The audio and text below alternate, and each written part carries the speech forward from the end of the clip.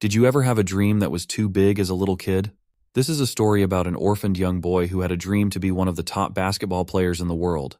Years later, he has to work as a storekeeper and go to school when he realizes how hard it is to achieve this dream. Regardless, he practices every night on his own, until a scout randomly finds him. He's introduced to a super-secret competition that can decide whether he'll make it to the big leagues or never be signed. The only issue is that he's against other top players in the country who are ready to cut each other's throats to win the competition. The story begins in the summer of 2024, in the West Coast Overtime Elite Tryouts. The game is free-for-all, and all competitors compete against each other. The crowd is very excited and cheers on their favorite contestant. Meanwhile, in a VIP section of the stadium, some high-ranking individuals watch the game and consider young blood that they can invest in. A nearby monitor displays that the top players among the contestants are three individuals named Malik, Carter, and Eli. One of the VIP members is amazed since it's his first time seeing the Overtime Elite Tryouts in person. He declares that 9 players are participating in the tryouts, and their job is to score on each other at the same time since there are no teams. On the basketball court, several guys are seen reaching out for the ball and trying to grab it from every other person. The VIP member continues by saying the free-for-all seems chaotic. While watching all 9 contestants try to grab one ball, he wonders if this is really basketball since it defies the norm. Meanwhile, one of the contestants quickly grabs the ball and hurries to score a point, while the others, who are shocked by how fast he moved, look at him from behind. One of the scouts in the VIP section, Gray, who has been watching the game all along, explains to the investors that the Overtime Elite Academy only accepts players with the highest potential from around the world. He further explains that these tryouts are meant to vet raw talent to see if any of the contestants are worthy of their consideration. The fat cat investor questions his ideologies, wondering how such a brute game is testing anything. He believes all 9 contestants are just wrestling for the ball, and this doesn't tell them which of them is a good player. Gray decides to ask him a simple question to prove his point. He asks him how it's possible to train the next generation of prodigies to be greater than all the players before them. Meanwhile, on the basketball court, the guy who had taken the ball still manages to hold on to it despite the other members being on his tail. Gray decides to answer his own question when he doesn't get a reply by saying the simple way to do that is to eliminate everything people know about basketball and build them anew. He claims that it is from such a form of chaos that a new wild card with new possibilities is born. He also corrects the investor's mistake that there are just 9 players on the court, and informs him that he would have noticed that there are actually 10 if he was paying attention. Meanwhile, the guy with the ball successfully blows past everyone behind him, and it seems that he's not planning to let go of the ball anytime soon. Oddly, he runs into one guy who just stands in front of the hoop, waiting for him. He wonders what the guy is doing just standing in front of the hoop like a moron, but he decides to just blow past him like he had done to everyone else. As he rushes past him, the new guy quickly hits the ball from off his hands, shocking him. Our new guy asks him where he thinks he's going and quickly moves away with the ball, to his dismay. The new guy runs away with the ball at breakneck speed, literally leaving trails of lightning sparks behind him.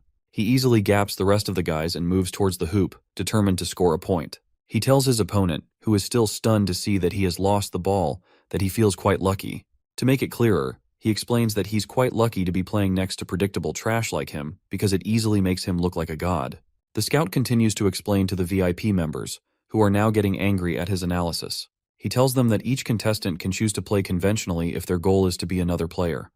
But the only issue with that is that Overtime Elite only recruits the greatest athletes. He explains that from an academy full of wildcards, they'll finally be able to craft a legend that is very different from what the world has seen. He stops talking to focus on the amazing thing going on in the court, as the new guy who had just taken the ball leaps towards the hoop to make a dunk. In a split second, he smashes the ball in the hoop, still carrying streaks of lighting with him due to his speed.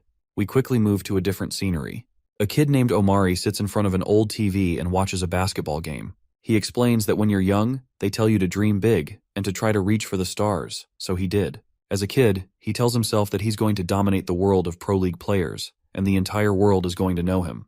Years later, he ends up as a cashier at a candy store, and he recalls the good old days.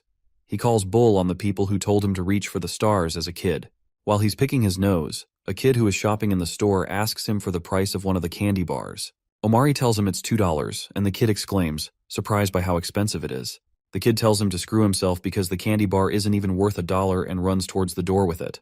Omari angrily climbs the counter to pounce on the kid and asks him where he thinks he's going with the candy bar. The kid doesn't answer but only wags his tongue at him as he proceeds to escape with his prize. In an unexpected turn of events, Omari throws a nearby bag at the kid and it lands on his head. After forcefully taking the money, he puts it in the cash register. The kid, who now has a bump on his head from where the bag hit him, apologizes to Omari and calls him sir, afraid that he's going to get into more trouble. Omari just tells him to get out of the store. Jonathan, the store owner, who had witnessed the whole thing, thanks Omari for dealing with the thief. He tells him he can head out since he plans to close up for the night and hands him his paycheck. Our guy is excited to have an early day off and receive his paycheck at the same time, so he quickly grabs the offer. As he heads out, he tells Jackson he's the man and happily leaves the store. On his way home, he thinks about a popular quote that says that fear is the stealer of dreams. He wonders how a person can have dreams in such a world. He quickly retrieves the cash and squeezes the empty envelope. As he thinks about how life drags you in every direction, he throws the envelope into a nearby trash can and is excited by how accurate he is. As he continues home, he passes by the basketball court and notices some kids playing a game. He decides to stop and stare for a while. As he watches them, he looks closely and is intrigued by how intense the match is going. He decides it's best he looks away so he doesn't go home late and makes his way across the road. The moment he gets home, he tosses his bag on the ground and quickly grabs his basketball. He quickly greets his auntie and tells her he has come to drop off his stuff and he'll be right back. As he tries to tiptoe out the door so she doesn't ask him too many questions, she comes out to meet him and asks him where he thinks he's going. She quickly takes that stance big aunties take when you're about to get in trouble and tells him she needs him to prepare dinner, and his little cousin, Cassie, needs him to help with her homework. She also reminds him that he hasn't done his own homework, and our guy starts to frown, realizing that he's never going to get to play basketball. He tries to explain to her that he just wanted to shoot a few baskets before coming back home, but she quickly takes hold of his ears and drags him away with it, telling him that he can go play basketball after his chores. As she drags him away, Omari drops the basketball, and she tells him that his family needs him right now, but basketball will always be there. Our guy grudgingly decides to wash the plates, while his auntie stands right behind him with her arms crossed to ensure he does his chores. It's not also like he has a choice anyway, grudgingly or not. He thinks to himself and wonders how his life would be if he was allowed to focus on the things he actually wanted to do. Later on, he helps his little cousin, who looks very determined, to draw her ABCs. After that, our guy coughs as he takes out the trash bags because of how much it stinks. In his aunt's defense, it's not like he didn't contribute to the trash. Later that night, Omari is seen in his room doing his homework. The room is plastered with several basketball posters and looks like every other teenage room. As he works on his homework, his table clock lets out a sound that lets him know it's 1:07 a.m. at midnight. He decides that he needs a break, so he leaves the room and goes to check on Cassie, whom he finds asleep. He goes to the living room and finds his auntie asleep on the table after working for several hours on some papers. The papers on the table seem to be some patient's test results from the Brooklyn hospital. Omari just stares at her and reaches into his pocket to bring out something. He drops his paycheck from his job at the store on the table, leaving it for her to find when she wakes up. He makes his way to his room's window and escapes out of it with his basketball. Meanwhile, in the dead of night, the scout from the overtime elite tryouts walks past the basketball court after having drunk a little bit too much with his friends. He holds his head in pain, obviously having a hangover, and wonders why his friends always drink so hard.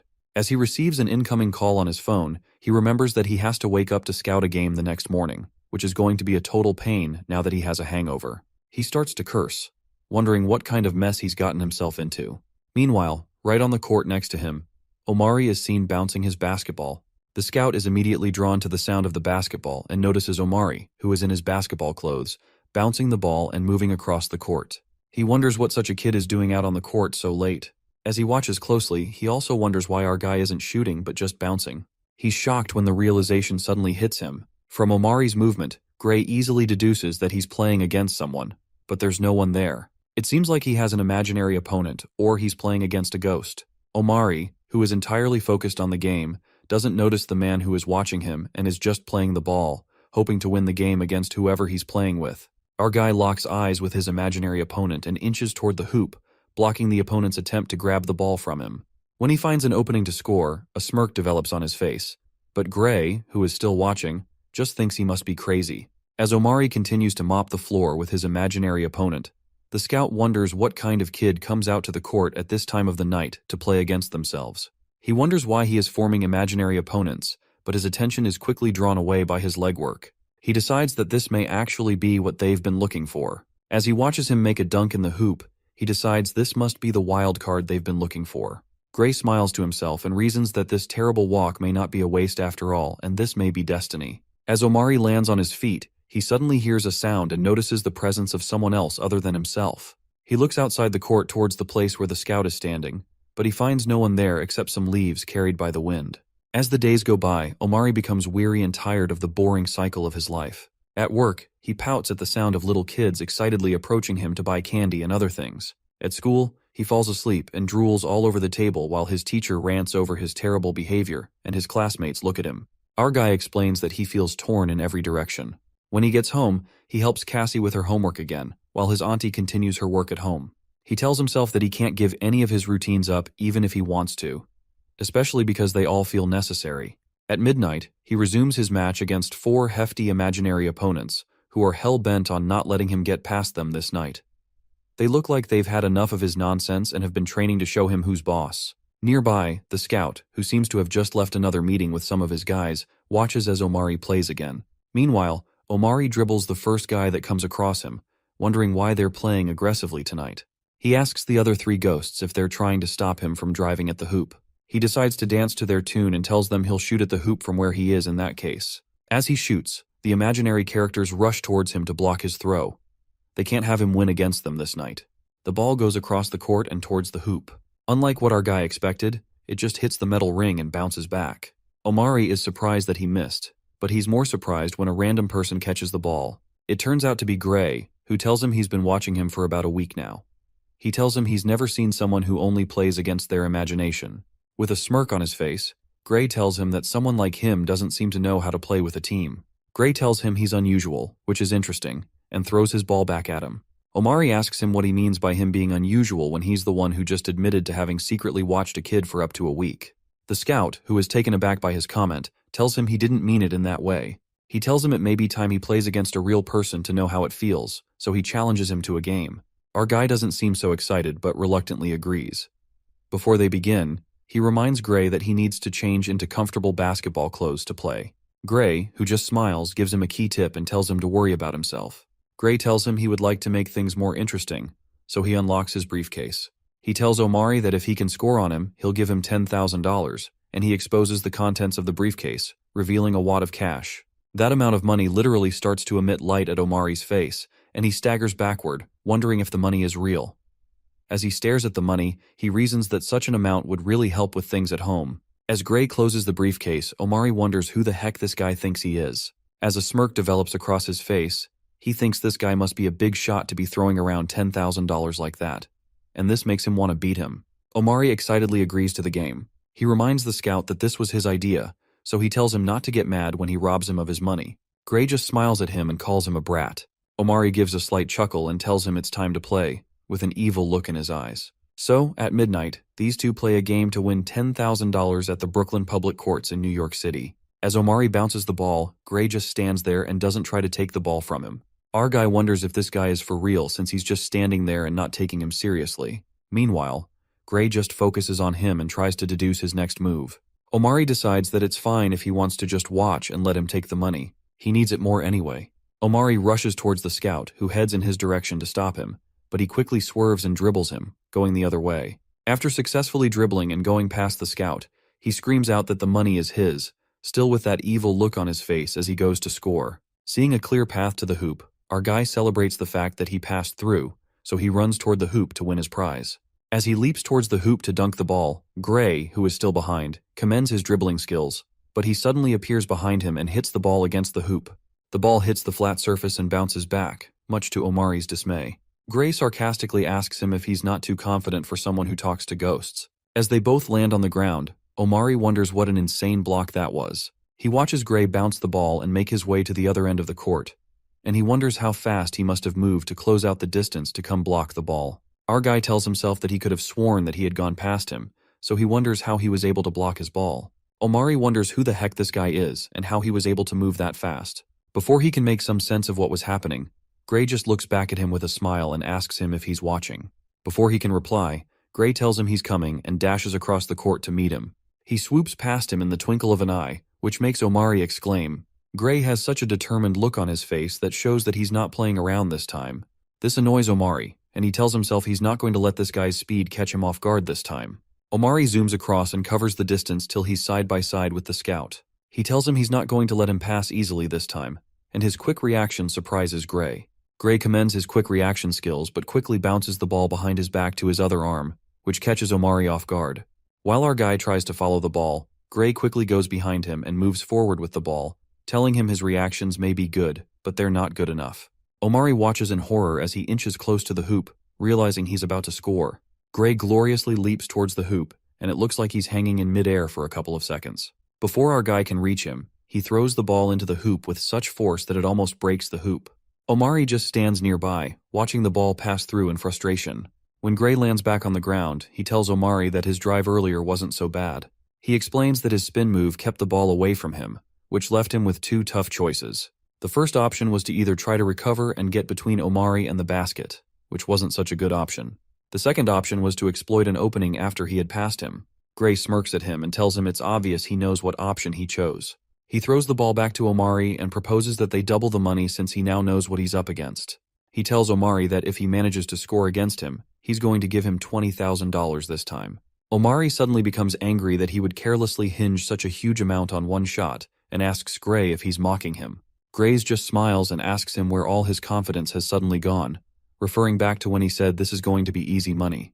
Omari, who is still angry, weighs the situation and realizes that although this man has many obvious openings when you play against him, you realize that it's just a trick. He realizes that this guy is as unconventional a player as it'll ever get, so it's going to take more than just an easy play to win him. Gray just stares at him and lets out a low yawn while Omari weighs his options. Our guy thinks about the money again and realizes he'll get to make all that money if he just scores one ball. He wonders what his auntie will do when she sees all that money. It's going to give her a chance to cool off from work. Gray just smiles as he watches him closely, realizing the weight of the decision that he has to make. Omari also considers that there's the plus of playing against someone this good and getting to weigh his skills against such a pro. He finally makes his decision with a feisty smirk on his face and tells himself that this stuff makes him really excited. When Gray gets tired of waiting, he tells him he's really an odd kid and says that he quit stalling so they can get to the game. Omari just gets right to it and tells him he's right, speeding towards him so he doesn't have much time to block him. He tells Gray it's time to settle this once and for all. As Omari speeds towards him, Gray realizes he's driving towards him even faster than before and starts to contemplate the options he has to stop him from scoring. He reasons that his first option is to cut his lane to the basket by standing in front of him. The second option is to let him pass and try to chase him and block his scoring like he did before. When Omari inches close to him, he decides that he had already blocked the ball before and that'd be predictable, so he decides to just stay in front of him. When Omari notices that the man isn't moving and won't budge, this puts him on high alert, and he reasons that the game isn't going to go as it went before.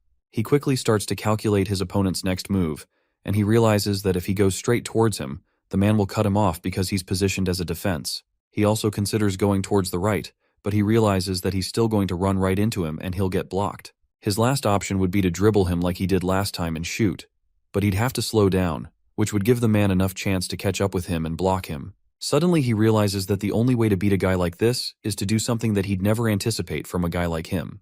By a guy like him, he means a guy who doesn't have proper training. He has to do something that he'd never expect from a random kid who's always playing by himself and hasn't faced any strong opponents. He has to do something that he wouldn't expect from just a big dreamer who just shows confidence on the outside, but knows he lacks the experience to climb up to the pro leagues. A series of thoughts flash through our guy's mind, and he imagines himself in the pro leagues right in that moment, and he visualizes the hoop that's before him. Omari thinks to himself that it's all right if this man decides to underestimate him. As he moves towards him, he continues to bounce the ball, determined to score. He decides that it's all right if he underestimates him, because that will be in his favor, and a fire lights up in his eyes as he drives forward. When he gets right in front of Gray, he thinks to himself that he's obviously blocking every path in his way, so he shoots the ball right through the opening in his legs. He tells himself that if Gray thinks it's smart to block all his openings, he'll just create a new one. The ball flies through Gray's legs and bounces right behind him. Gray is surprised by what had just happened because he didn't expect it. Before he can recover, Omari runs past him and picks up the ball that had gone through the opening in his legs. With a smile on his face, Omari decides that the money isn't even what's making him so excited. As he gets closer to the hoop, with Gray running frantically behind him, he reasons that what's actually exciting him is that he had forgotten what it was like to play an opponent as good as this. He enjoys the extreme energy. He enjoys the exhilarating sensation. Omari leaps off the ground and prepares to dunk the ball in the hoop while he screams out in excitement. He decides that this is how a basketball game is supposed to feel all the time. Our guy smashes the ball right through the hoop and even watches it fall right through. The energy is intense, and he's having the time of his life. Gray just stares at him smashing in the ball in awe, realizing this kid really beat him. The ball lands on the ground and bounces away. As Omari picks it up, Gray commends his gameplay and tells him he didn't think he had such elite dribbling skills in him. He asks Omari why he chose to take such a risk by throwing the ball through his legs since there was a chance it wouldn't work. Omari just stares at the ball and tells him that in all the scenarios he thought through, he beat him in all of them. So he realized there was only one way to win. The only way to win was to do something neither of them would expect. Gray just stares at him in surprise, wondering how such a kid thought through such amazing game tactics in just a few seconds. A smile develops across Gray's face, and he gets to the issue of the money. He hands him the briefcase and tells him he'll give him the money as promised. Gray tells him the briefcase only contains $10,000, but he'll go get the rest from his car. Omari just sits in front of the briefcase, drooling like a little baby, and he wonders what kind of person just carries around so much money. As he reaches for the briefcase, a ray of imaginary light erupts out of it and hits his happy face. Before he can start counting the money, Gray tells him he has an offer for him, which causes him to quickly look away from the money. He explains that Omari can either take the $20,000 that's currently shining out of the briefcase, or he can take a ticket to the Overtime Elite tryouts. He brings out a silver ticket with several bright colors on it. Omari just looks at him cluelessly, wondering what the Overtime Elite is. He asks him what the Overtime Elite is, hoping he'll explain further. Gray tells him that if he has enough talents, the ticket in his hands can take him to the Pro League. Omari's eyes suddenly light up when he hears his two favorite words, Pro Leagues. Gray just looks at him blankly and asks him what his decision is. He asks if he's going to take the $20,000 or his dreams. Omari just stares at him wildly, with his mouth open. A moment ago, he thought winning $20,000 was the best thing that has happened to him. Now this. Omari just stares at him, bewildered. He wonders who this guy is. It's odd that he's carrying around $20,000, and now he's making claims that he can take him to the pro leagues. Our guy's imagination quickly kicks in, and he sees himself in a big basketball stadium. He wonders if this guy can really take him to the pro leagues, or if he's just trying to swindle him off his money. While he thinks, Gray interrupts his thoughts and gives him something to consider before he makes a decision. He tells him that this isn't a direct ticket to the pro leagues, as he probably must have guessed. Rather, it's an opportunity to get into the pro leagues. Omari listens to him closely to know if this is worth losing $20,000 over. Gray continues and tells him that what he chooses to do with the opportunity is left to him, so he can't be blamed for how things turn out. He explains that his job as a scout is to find the greatest prospects in the world of basketball and to help them blossom. When Omari hears the word scout, he sarcastically asks if he is the scout of a college team, because if that's the case, he's just bluffing about being able to get him into the pro leagues. His words make Gray laugh, and he tells him that's not the case, but he's scouting for something more interesting. With a smirk on his face, he declares that he's a scout for the Overtime Elite. To explain further, Gray tells him that every year, billions of dollars flow into professional basketball. This money comes through players, advertisers, live events, and investors, to name a few. He asks Omari how he thinks all the basketball legends he has come to know and love came to be. Gray asks what he thinks of a secret society of the world's wealthiest and most powerful basketball enthusiasts, who gather a private league featuring the rise of the world's next great talent. Gray mentions that he knows Omari thinks he's crazy, but he tells him it's in fact true. Apparently, there's a secret world of basketball that fuels the professional leagues by recruiting new people who have shown great potential.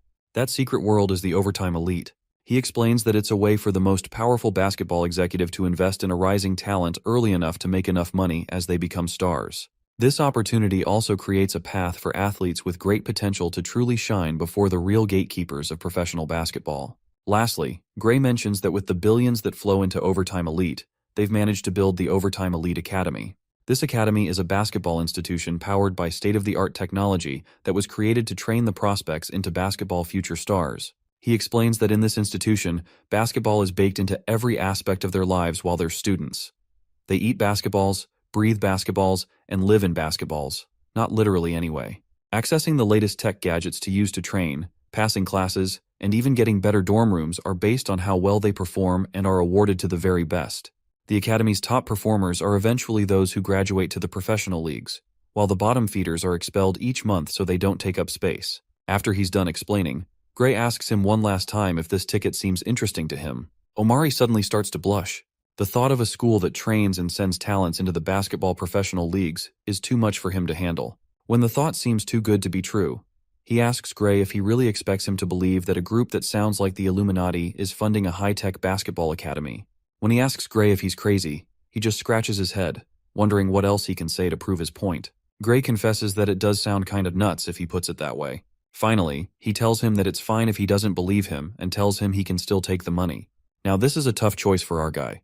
He considers the $20,000 and reasons that it was too good to be true anyway, but he's not sure. The thought of the academy flashes across his mind again. So, he asks Gray what the catch is with the academy. Gray, who still has a smug look on his face, tells him the academy is simply built as a preparation platform for those they'd be sending into the pro leagues because there's no point to opportunity if there's no preparation. He flashes the ticket again and tells Omari that the ticket allows him to gain access to the tryouts that get him into the academy. He adds again that it's not in his hands whether or not he survives the overtime elite tryouts, and that is entirely up to him. Gray informs him that they have scouts everywhere across the world, and they have secret tryouts all over the world each year because people aren't supposed to know about them. In these tryouts, each contestant goes through a series of games to eliminate them. Those who fail will have the doors of pro basketball forever closed to them. But there are going to be the top 9 athletes who emerge from each tryout, and these are the ones who are going to be admitted into Overtime Elite Academy. Omari thinks to himself that all that sounds really competitive, and he starts to sweat. He thinks to himself that the worst part is that they probably went through the same test he went through and passed, which means their skills are going to be no joke. The air becomes tenser as he weighs his options. He remembers that he has been waiting his entire life for an opportunity just like this one. Gray just stares at him while smiling, realizing the war that must be going through his mind. Omari thinks to himself that becoming a professional basketball player has always been his dream since he was a little kid, so he doesn't understand why he's hesitating when he's finally gotten that opportunity. Gray breaks the ice and tells him it makes sense that he'd be scared to take such an opportunity because it's high risk. He tells him the deal isn't for everyone, so he points at the briefcase and reminds him that he can still take the money if he's desperate for that. He also reminds him that if he truly believes in himself and his future as a professional basketball player, then the decision should be a no-brainer. Omari's eyes widen, and he opens his mouth as he realizes what Gray is getting at. If he doesn't take the ticket, then it would really mean he doesn't believe in himself. Gray reminds him that it's fine if he takes the money, but the ticket could be worth much more than just $20,000 for him. He gets straight to the point and asks him the question that's on both of their minds. Gray tells him that the real question is not if he wants the ticket, but if he believes in himself. Omari just stands there, unsure of what to do. At this point, he's between the devil and the deep blue sea. We skip to the point where Omari is seen climbing the ladder by his room's window, trying to sneak back into the house without alerting his auntie. When he gets back on the iron railing, he drags the briefcase with him. He slowly pushes up the window and holds the briefcase tightly. It looks like our boy went for the sensible decision. He holds the briefcase tightly as if his life depended on it. He won't want to lose such a great treasure because there's no way he'd live with himself. Meanwhile, Gray is seen discussing with the rest of the scouts at a board meeting. The rest of the scouts ask him if he's met his quota for the number of potential candidates he's allowed to bring into the tryouts. Gray just smiles and tells the man that it's hard to find talent worthy of the tryouts, but he's managed to find a few.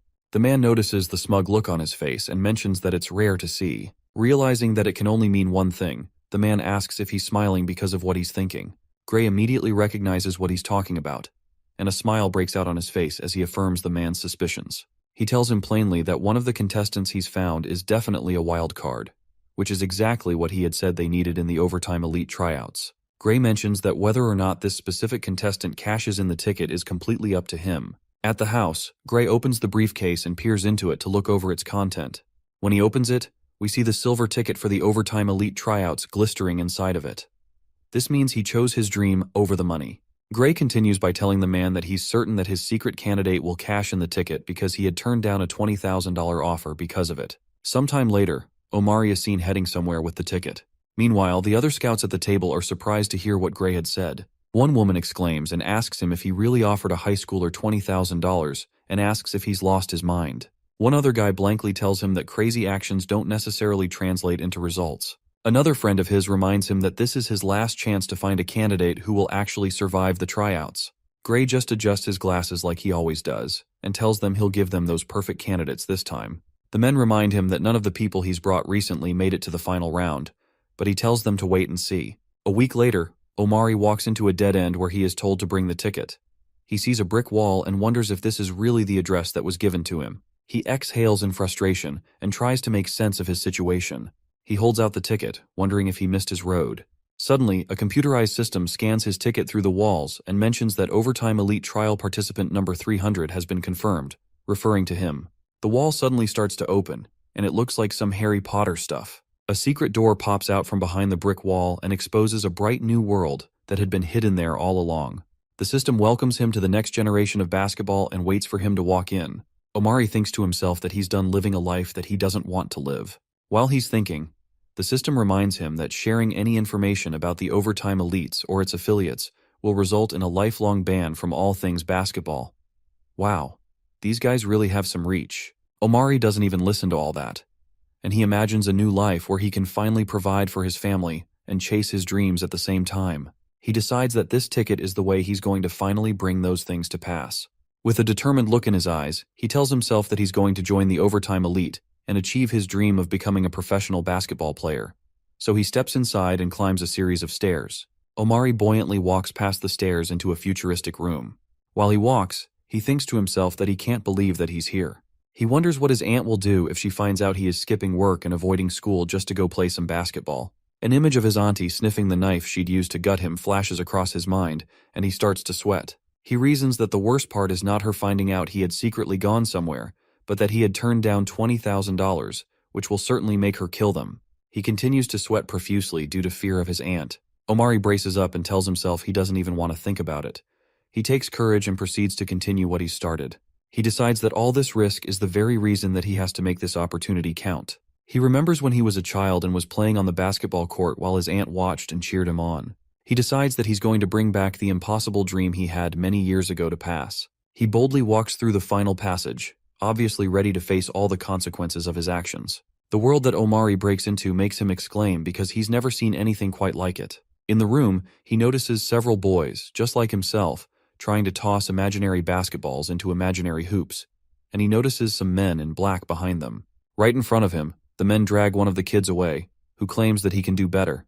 He begs that they give him another chance, but the men just drag him away. Omari watches the men drag the kid, who's now begging not to be taken away, and he wonders what the heck is going on. One of the men in black immediately recognizes him as participant 300 and tells him that he's late.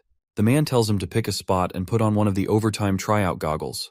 The man doesn't explain what will happen next and tells him he'll figure the rest out. Omari mutters the word goggles to himself, wondering why this entire scenario feels like a strange military experiment. He wonders why things are so high-tech since it's just basketball, and he walks toward the timer on the ground. As he steps on the timer, he immediately notices the kid right next to him, who is jumping up and down. He watches the kid expertly jump up and assume his throwing stance, and this captivates him. He watches closely and notices the boy completely focused on throwing the balls, so much so that he doesn't notice Omari watching him. He wonders what level of intense focus the guy must have. To continue his own game, Omari looks right next to him and finds a goggle similar to the one the kid is wearing, hanging on the terminal. He holds the goggles in his hands and reasons that it must not be so hard to just put on the goggles. He quickly puts it on so he can start his own tryout.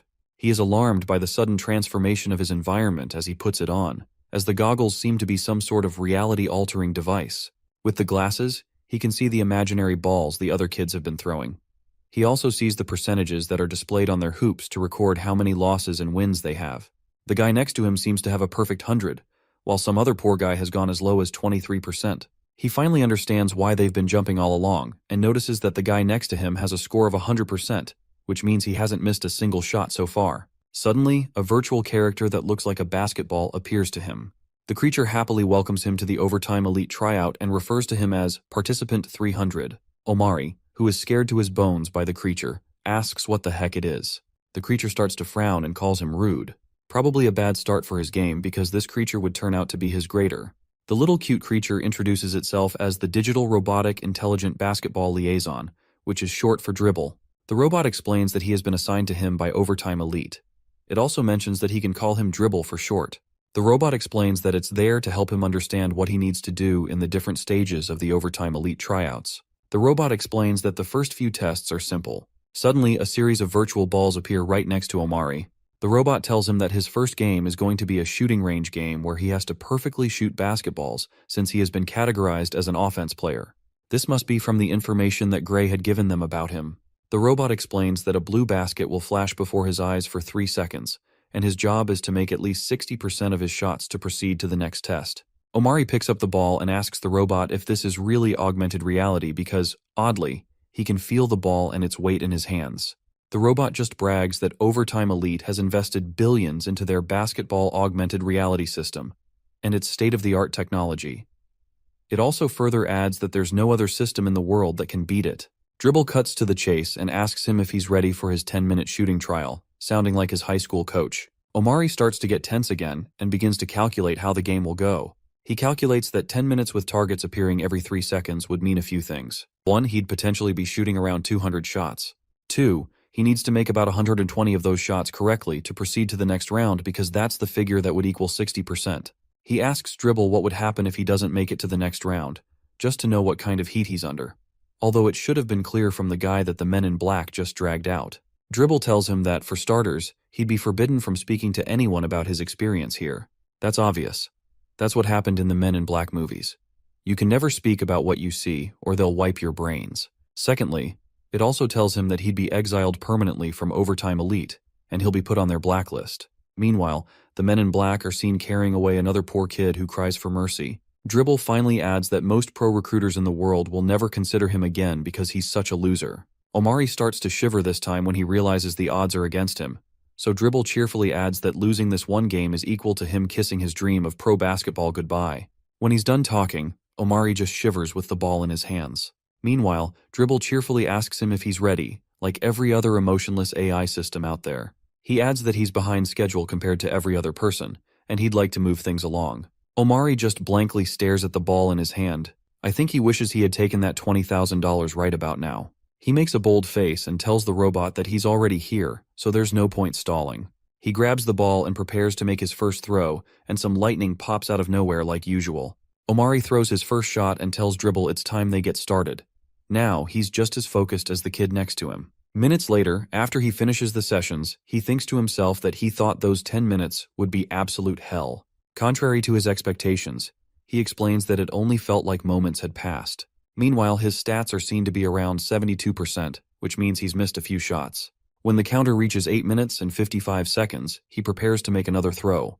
He looks at the hoop again, determined to throw the ball correctly. This time, his stats have dropped, and he's at 59%.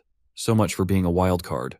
Omari thinks to himself that he can't remember the last time he's done a drill like this as he continues to play. He shoots his next shot correctly, and his stats increase to 60%. He enjoys the fact that he's able to shoot to his heart's content and continues to reach for ball after ball. He keeps shooting balls and positioning himself for the next one, and he seems to be in another world of his own. As he throws another shot, he thinks to himself that he knows that he should have been terrified, but he doesn't seem terrified for some reason.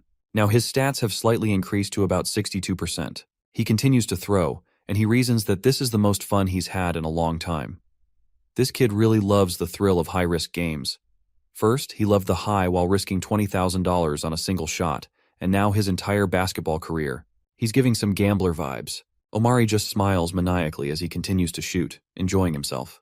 When the 10 minutes end, he realizes that he has passed. Now he's dripping with sweat. The system displays his performance and tells him that after 10 minutes, he could have taken 200 possible shots, but he took 181 and made 122 shots. That's impressive. Dribble looks happy that he passed because he would have to eliminate him if he didn't. Omari just reasons that he barely passed, and a lesser point would grant him an unwanted appointment with the Men in Black. After the test, the system displays another statistic that shows that 92 players were eliminated out of 300 initial candidates. Dribble just tells him that the little test was just the beginning. In other words, that's just warm-up. You gotta be kidding me. The first test is an endurance test, where each candidate is supposed to maintain their dribbling position for a full hour. Omari looks determined to wait out the whole hour, but some other guy nearby just collapses from exhaustion with just about 3 minutes left on his timer. He keeps passing the tests, and it comes to the third one, which is to survive dribbling through a very odd obstacle course 5 times in a row. The ground is so porous that he could easily lose the ball or fall into the ground. He passes the next few tests and ends up in the 5th one, which is a strength test. Every contestant is supposed to do 100 sit-ups and push-ups to pass this test. Omari just keeps at it, determined not to waste this opportunity. One other monk-looking guy just collapses nearby due to exhaustion. It's possible he spent too much time meditating instead of working out. After doing 100 sit-ups and 100 push-ups, Omari comes outside literally shaking and confesses that he's exhausted. Dribble just tells him that it's time for him to do the last preliminary test before he can go to the real tryouts. Omari, who is now sweating like he just came out of a sauna, exclaims when he realizes this wasn't even the tryouts. He starts to imagine what the real tryouts would be like or the academy, and the crushing weight of the thought causes him to fold up. Dribble just continues and excitedly tells him that they had created a special surprise for him, based on the data collected about him from the earlier conducted tests. The surprise turns out to be a holographic opponent that's created by the Overtime Elite system. Apparently, the system is an exact replica of his current playing skills. Omari just stares at the hologram in surprise. I mean, everyone wants a clone, but not one that would fight against you. Like every other gambling maniac who loves the thrill of odd situations, Omari just smiles at the hologram and says, "That's interesting." He walks up to his hologram, and Dribble explains that the next test is a simple one. It explains that it's going to be a 1 versus 1 game, and it's going to be a best of 3. A best of 3 match is a 3-round game. The big question now is, can Omari beat the current him in a game? Omari just folds his arm and smiles at his hologram, who just does the same thing. Meanwhile, at Omari's workplace, his aunt comes to the shop to buy something. When she steps in, she screams out his name so he can attend to her. She finds one of Omari's co-workers, Stan, on duty. Stan seems to be having an argument with some little boys who are making fun of him. Omari's aunt is surprised to see Stan because she's pretty sure our guy should be on duty today. She greets Stan and asks him if Omari is on break. Stan is shocked that she asked him if our guy is on break. He suddenly becomes morose and tells her not to mention Omari's name near him because he is currently covering his shift when he should be at home resting. Stan mentions that Omari contacted him earlier that day to tell him he's sick. Omari's aunt listens to him in shock, wondering where Omari could be and why he cooked up such a lie. Her eyes suddenly light up with fire, and she becomes extremely pissed off as she thinks about how she'll tear him limb from limb. At the Overtime Elite tryouts, Omari begins his 3-round game against his hologram while Dribble watches nearby. The game appears to be intense, and the hologram seems not to be giving Omari any breathing space, which has Dribble on his toes. Our guy realizes that Overtime Elite has really put a lot of money and time into its technology, because the hologram plays just like him, like Dribble had said. Omari wonders how their system is able to capture his manner of play right to the last detail. The worst part is that because the hologram is not human, it doesn't get tired at all. So, technically, it's the better version of him. Omari realizes that if it comes to a battle of stamina, he'll lose big time. The score on the leaderboard shows that Omari has 1 point while his hologram has another. One of them has to score up to 3 points to win the game, and things aren't looking so good for our guy right now. While playing, Omari wonders why he can't seem to be able to drive the ball past his hologram. While he's thinking, the hologram suddenly grabs the ball right out of his hands. Omari is shocked, and he realizes he's in big trouble because the hologram will go straight for the hoop. The hologram smirks back at him with exactly the same facial expression he gives after he steals the ball from an opponent. Talk about a taste of your own medicine. Omari wonders how the hologram was able to steal the ball, but it's too late. He wonders that they're just the same, and as such, he shouldn't be better than him. But the hologram just heads right to the hoop to score. As the hologram leaps toward the hoop to score the ball, Omari runs hot on his heels, but it's too late. On the Overtime Elite screen, Gray, some investors, along with a few fans, watch the game. One of the scouts mentions that the game is boring, but Gray doesn't say anything. The man continues to say that although Omari looks credible, he can't even hold on to the ball. The man expresses that he doubts Omari can make it past the preliminary tests. Gray, who is standing nearby, corrects the men by telling them that they would be unable to notice a wild card, even if he framed it and puts it under their noses. The man becomes angry and asks him who he thinks he is.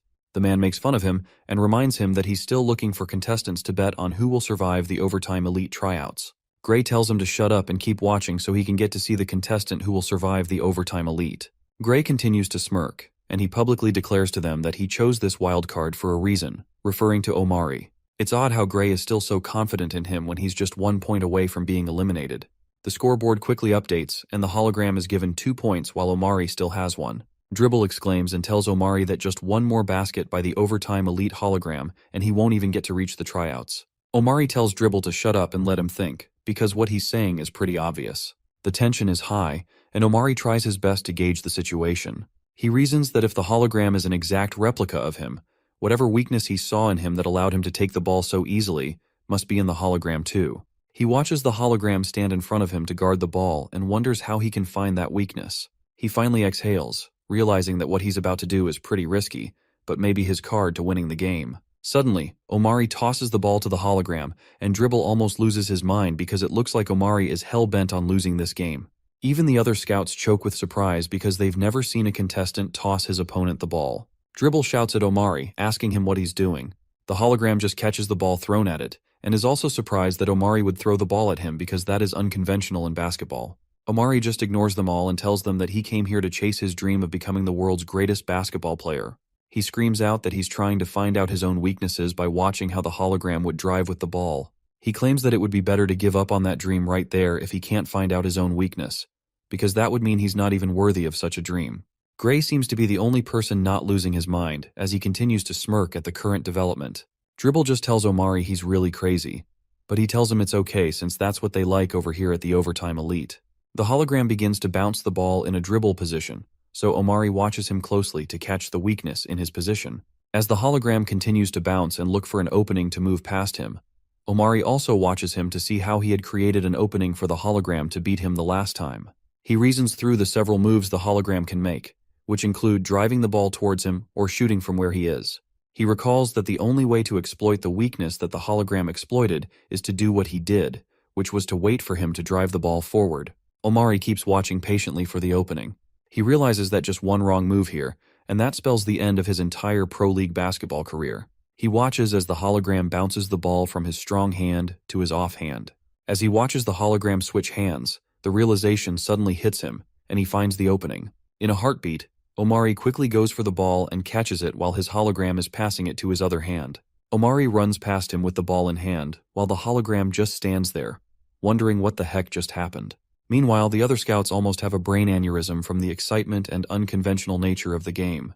They wonder why this kid gave up the ball. More, so how he was able to steal it back. As Omari charges towards the hoop, the hologram looks behind him, still shocked by what has just happened. Gray explains to the men what had just happened. He tells them that a common struggle for young players is having a weak off-end. He tells them that for most new players, dribbling with their dominant hand feels natural, but it takes discipline and training to have an equally strong off-hand dribble. Gray highlights that one of Omari's weaknesses is that he tends to quickly dribble to his offhand and then back to his dominant hand right before driving to the basket. Even though it's an odd habit or a quirk, Gray explains that the quick split-second switch in hands usually results in a better dribble for him, but it also makes it the best moment for his opponent to steal his ball from him. Gray explains that Omari just put his overtime ticket on the line just to force himself to learn his own weakness and improve his gameplay. Meanwhile, on the court, Omari goes for the win, while the hologram is hot on his tail. The hologram tries to block him, but it's too late, as Omari tosses the ball right over the basket. Gray explains that now that he knows his weakness, he's going to use it to win again and again. The ball goes through the hoops, and the hologram just watches from behind. After the ball drops, Omari picks it up again. Immediately, he tosses the back to the hologram, and Dribble almost loses its mind. He asks why he's giving the ball up again. Omari just tells him that if this hologram is truly built using data from him, then he'll have no choice but to make the same error again. The hologram just stares at the ball with despair on its face, realizing that Omari is right. Omari just grins like a villain and says that he, on the other hand, will never dribble like that again, seeing how easy it was for him to steal the ball during such a move. A few moments later, the scoreboard updates, and Omari has a score of 3, while the overtime hologram has a score of 2. Dribble quickly takes Omari to the next phase and tells him that the first phase of the Overtime Elite's tryouts has finally been concluded. They both step into a room with several other guys who have also passed the first stage. Dribble leads him into a locker room filled with other guys who are changing into the Overtime Elite uniform and tells him the second phase will soon begin. He explains that the second phase is player versus player elimination. Eventually, out of the 300 players who are selected to try out for the Overtime Elite Academy, only 9 of them will be admitted. These words just cause a smirk to develop on Omari's face, as he's a creature that thrives on a rush and the high of the moment. He tells Dribble he'd like to get right into it. As Omari proceeds into the locker room to join the other guys, he wonders why they're all giving odd vibes. All the guys in the room just glare at him and everyone else, obviously seeing each other as competition. Omari thinks to himself that they're all looking at him like monsters who plan to tear him apart. He notices that they all have uniforms already, and have taken out the glasses that they used for the previous augmented reality game. While he watches the guys, an announcement suddenly comes through a speaker nearby, congratulating the boys for making it through the preliminary tests of the Overtime Elite tryouts. The voice announces that they will now begin Phase 2. A large door that leads to the arena for the next phase suddenly opens while they're all listening. The voice announces that the remaining participants should have already upgraded to the lenses that are in their lockers. Omari, who's still holding his glasses, realizes they won't be using their glasses for the next phase, so he decides to drop them. He opens his locker and finds some high-tech lenses, which he commends since they're way more compact. The voice also announces that they can proceed to the next room once they've changed into the official tryout jersey. While still applying his lenses, Omari is shocked to hear that he's supposed to have put on the jersey and wonders why he's not been given his own. He screams out that he doesn't have a jersey and realizes that he's about to be disqualified from playing the game without even playing. He quickly runs to several of the guys who are heading out of the door to ask them where they got their jersey, but none of them answer him because they all see him as the competition. Out of nowhere, a young chap named Tien walks up to Omari from behind. Tien tells him that he found an extra jersey handing in the locker next to his own and asks if it's his. The jersey has the number 300 labeled on it, so it happens to be Omari's missing jersey. Tien tells him he can have it if he wants, and Omari's face lights up, and he even begins to blush due to Tien's hospitality. Our guy tells him that he's a lifesaver and thanks him for saving his behind. Tien just awkwardly scratches his head and tells him it's no problem. Suddenly, a really huge player drops his hands on Tien's shoulder and asks him if he didn't hear what he told everyone earlier. Tien's eyes immediately widen, realizing that he's gotten into some sort of trouble. The big guy, named Osar, reminds Tien that only 9 of them will survive the tryouts, which means that they're all enemies, and they shouldn't be helping each other get by. Tien just starts to sweat due to Oscar's towering presence. Oscar looks down at Tien and asks him why the heck he's helping Omari, referring to him as a shrimp. Tien starts to stutter and apologizes to Oscar.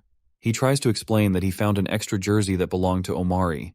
Before he can finish his sentence, Omari throws him over the nearby table, while Oscar's friends watch in satisfaction. Omari quickly comes between Oscar and Tien. He angrily asks Oscar what his problem is while taking a defensive position to defend Tien. Oscar is a few feet taller than him and towers over him like a giant. Oscar bends down and puts a finger on his chest. He tells Omari that he doesn't have a problem, but reminds him that he's the one who took his sweet time finishing his tests, which made all of them have to wait for him before they could go to the next phase. Omari just glares at him as he continues to talk. Oscar tells him that if he's that lame at basketball, then they should have just cut him already. The big guy jokes that it's funny that the organization is named Overtime Elite, and says they may not be so elite after all since they let trash like him get this far in the game. Oscar and his guys leave them and head to the next phase, while Omari tries to help Tien, who is still on the ground. Oscar tells them it doesn't matter anyway, and it doesn't matter how far either of them has come. As Omari helps Tien up, Oscar tells them they'll settle their issues on the basketball court. The big guy looks back at them and tells them he'll squash their silly dreams on the court. As the 3 guys step into the arena, Oscar jokes with his guys that a benchwarmer like Tien could never share a court with him. Omari tells Tien that Oscar is a jerk and asks him if he knows him. Tien tells him Oscar's name and tells him they're on the same team back home. He explains that the big guy has always been an incredible player and has spectacular skills. He further narrates that all that Oscar cares about is always being the best on the court. He says that Oscar will find a way to be the best on the court, no matter what it takes, and he tries his best to cast a shadow on everyone else, including him. Tien starts to think about all that just happened, and he suddenly bows to Omari to apologize on behalf of Oscar's rudeness. Omari is taken aback by his apology and just stands there surprised. Our guy eventually tells him he has nothing to apologize for since he's the one who helped him out. Omari asks Tien for his name and extends his hand to introduce himself. Tien cheerfully tells him his name and extends his own hands to shake him.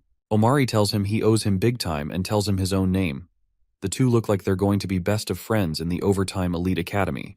Well, that's if they make it. Omari starts to change into the jersey, and he gives Tien some advice. He tells him that whether or not he and Oscar are teammates, he shouldn't let someone push him around like that. Tien just listens with a frown on his face, obviously regretting his relationship with Oscar. While they're both bonding, Dribble appears out of nowhere and tells them to hurry up because Phase 2 is about to start. Omari smiles at Tien and tells him it looks like they can get back at Oscar in the next round. Tien just scratches his head and says he guesses so. He looks quite unsure of himself, and it seems he had just said that for the sake of saying it. Omari jokingly smacks him in the back of the head and tells him to be a little more enthusiastic as they both head to the door to begin Phase 2 of the tryouts. Oscar agrees but stutters as he says it. The two boys cheerfully walk through the door and into the light. Not into the afterlife, but into what's next in their lives. As they enter the basketball arena, they find Dribble there, with some sunglasses, as he anchors the event. Dribble explains that only 136 players have progressed to the next phase of the tryouts. He announces that the next round is an elimination game called Dribble Knockouts. He quickly lists out the rules of the game, while the boys stand clueless and the crowd hails their favorite contestants. Dribble mentions that the first rule is that every player must maintain a constant dribble position throughout the game.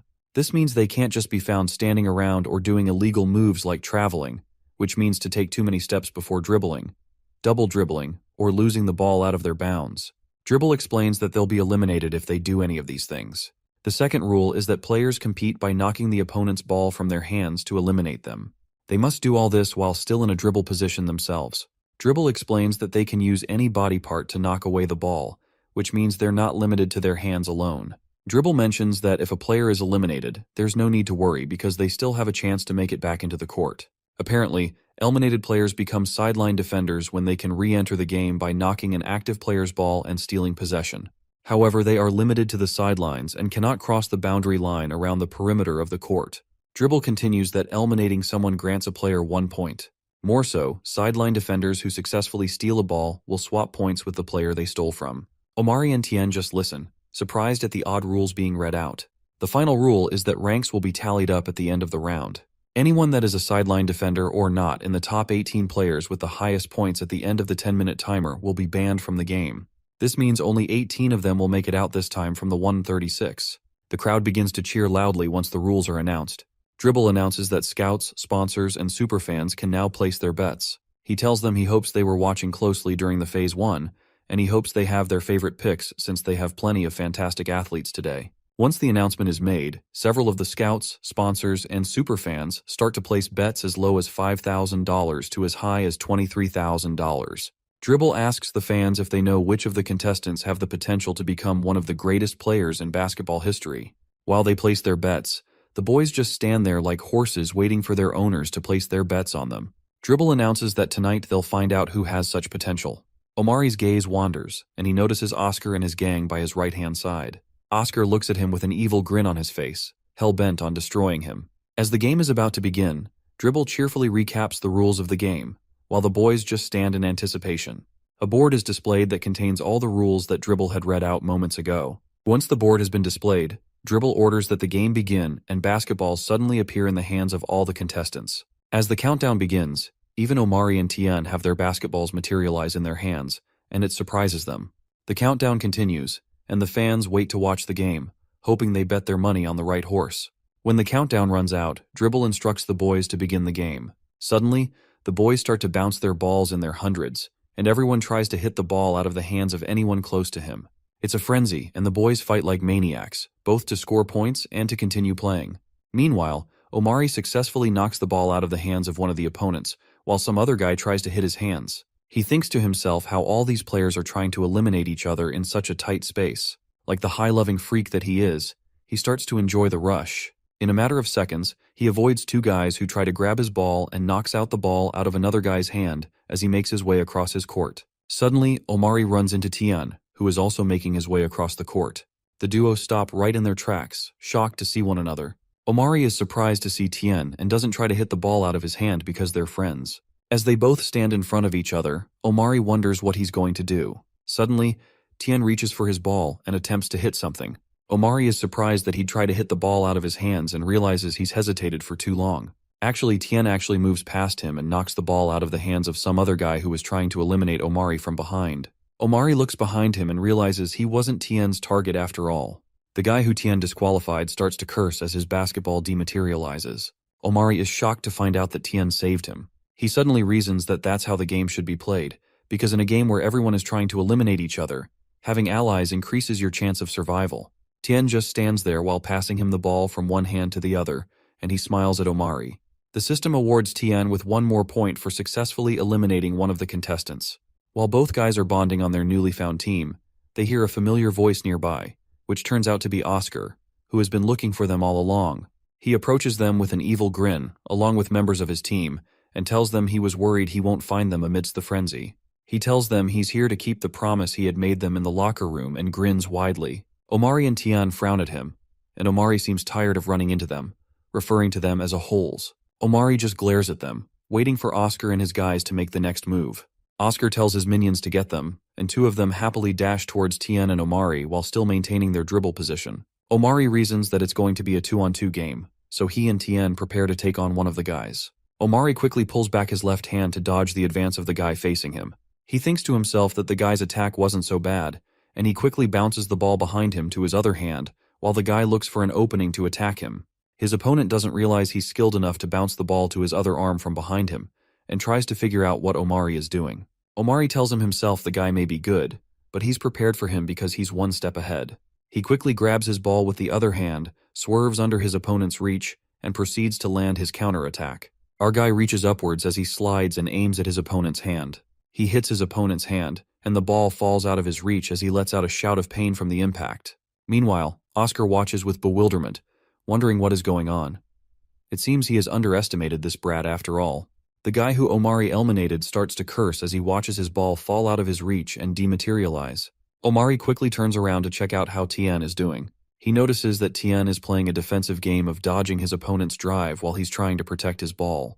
Tien keeps running away with the ball, with his opponent right behind him, hell-bent on eliminating just him. As his opponent closes the gap between them, he tells Tien he's finished and tries to knock the ball out of his hands. As he hits the ball in Tien's hands, the ball doesn't even move because of how tightly Tien is holding it.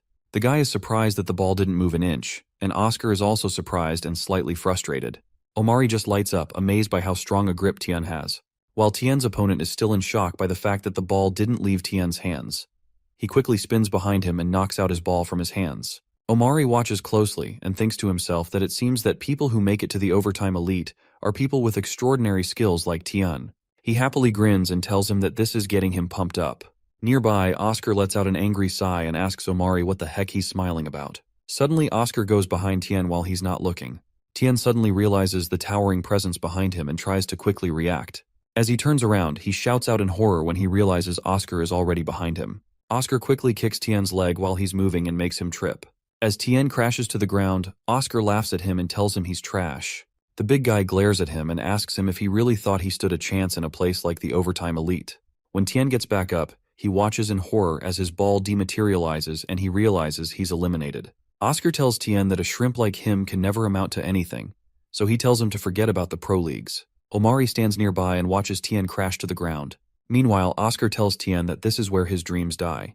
The whole thing annoys Omari, and he tells Oscar that tripping Tien is a foul and asks him if he doesn't have any shame. The big guy grins widely and tells him he has no shame because nothing brings him more excitement than crushing worthless dreamers, as he points to Tien, who just kneels on the court.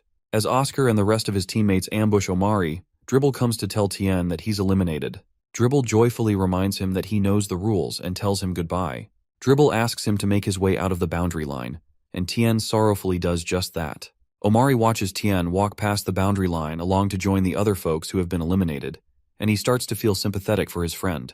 Nearby, Oscar asks Omari if he's going to cry as he reaches for his ball. He tells him it's better he joins Tien, referring to him as a loser, and tries to knock the ball right out of Omari's hand while he isn't looking. As his hands almost hit Omari's hands, Omari does his quick move of bouncing the ball behind his back to his other hand as he moves backward. His move surprises Oscar, who was pretty sure his hands should have collided with Omari's ball. He watches in annoyance and asks him what just happened. Omari immediately tries to hit Oscar's hand, but he quickly bounces the ball to the next hand as he retreats. When Oscar moves backward, his teammates notice how close the attack was, and they ask him if Omari got his ball. Oscar considers how quickly Omari managed to dodge his attack and counterattack, so he decides to watch him from afar, just to be safe. He thinks to himself that this brat's ball handle is not a joke at all. Meanwhile, Omari bounces the ball to and fro behind him and even under his legs. Omari makes his way to another side of the court, and he realizes that players are getting eliminated left and right. He looks at the scoreboard and notices that 3 guys named Devin, Ken, and Ray are topping the board. Omari realizes that even if he manages to survive until the 10-minute timer runs out without being eliminated, it doesn't mean anything if he doesn't get enough points to rank among the top 18 players. He decides that he has to quickly defeat the players near him so he can make it to the next round. He runs into one guy who tries to knock out his ball, and when he does, he moves his ball behind him as usual and kicks the guy's ball away. Luckily, the game allows you to use any part of your body to knock out balls. The guy is shocked by Omari's move since he didn't expect him to use his legs. He starts to sweat when he's hit by the morbid realization that he's been eliminated. Dribble soon comes around and tells the guy that he's eliminated. The guy tries to complain that Omari used his foot, but Dribble doesn't listen to his arguments.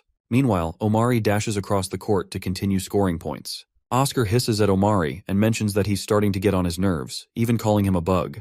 He tells his boys to ambush Omari and not to let him get away because he won't let the bastard get to the next round. Omari looks behind him and sees Oscar's boys hot on his heels. He tells them that they may all be better at shooting and at other aspects of the game. But when it comes to navigating the court and dribbling, Omari confesses that that's his realm. In the twinkle of an eye, Omari makes his way across the court in a sprint, dashing between several guys and knocking their balls out of their hands, while smiling like a maniac, of course. Oscar is shocked to see how fast he's moving and scoring points, since he's never seen anyone move like that on a court. He wonders how he's moving that fast. Meanwhile, Omari keeps sprinting across the court, knocking the ball out of the hands of whoever stands in his way. The superfans who are watching the game are surprised to realize that Omari is moving at a full sprint. They ask themselves how he manages to dodge and control the ball at such a speed. Inside the facility, Gray just smirks at the gameplay because he had expected this to happen. He thinks to himself that the other trials challenged Omari's weakness. He recalls how well Omari was able to dodge and dribble him during their game. He mentions that it's time for them to finally witness a stage where he knew Omari would shine.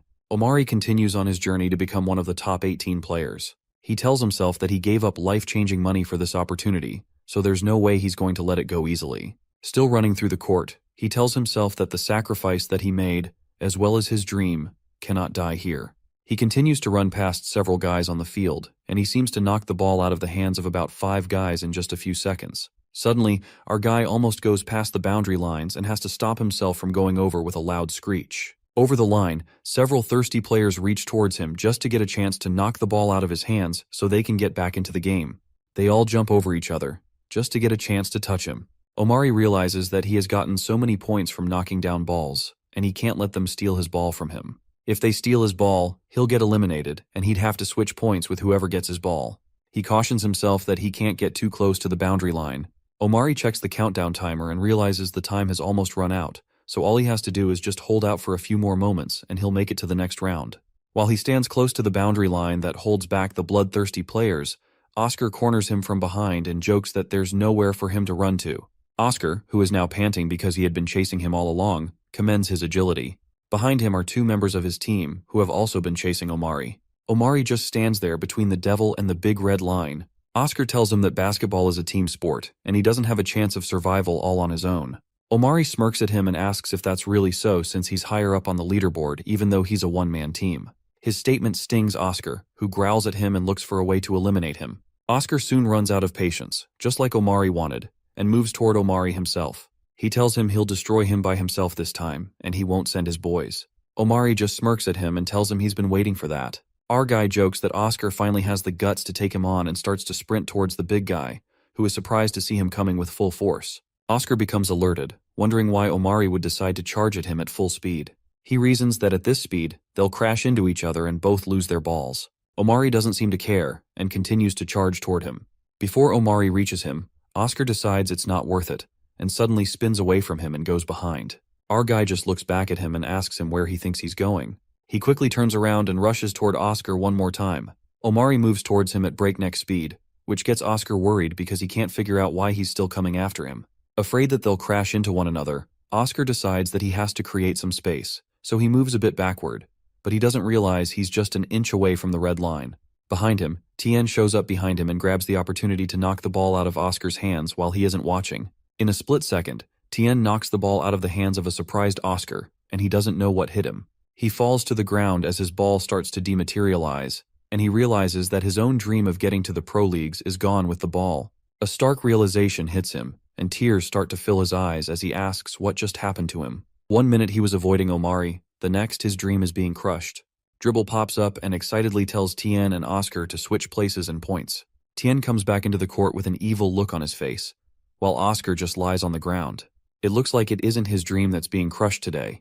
From behind him, Oscar hears Omari tell him he's right about what he said. Omari moves forward and stands in front of Tien. He tells Oscar that he was right to say that it's easier to win with a team.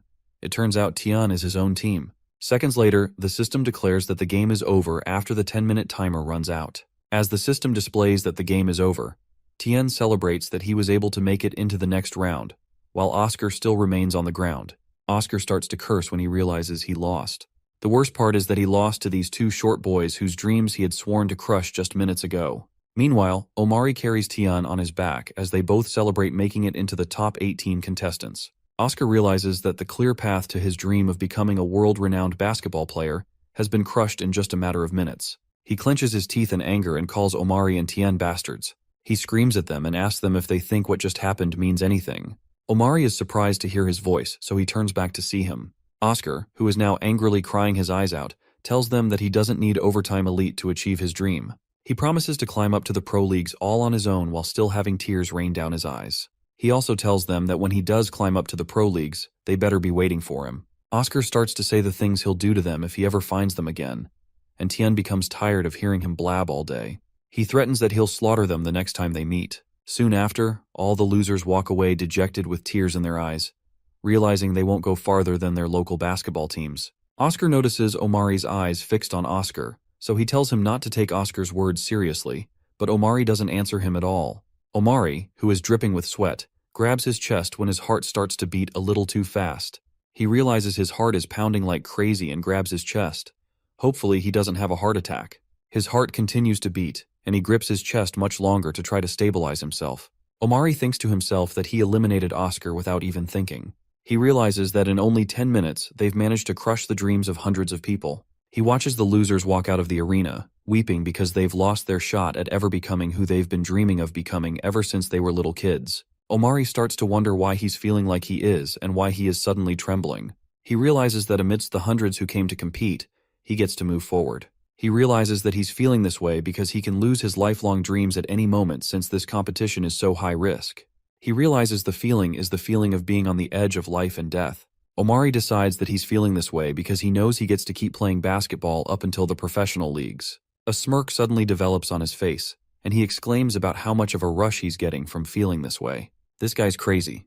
When they get back into the locker room, Omari goes to have some water, and Tien excitedly tells Omari he can't believe he managed to pull that off because he had pretty much given up after Oscar eliminated him.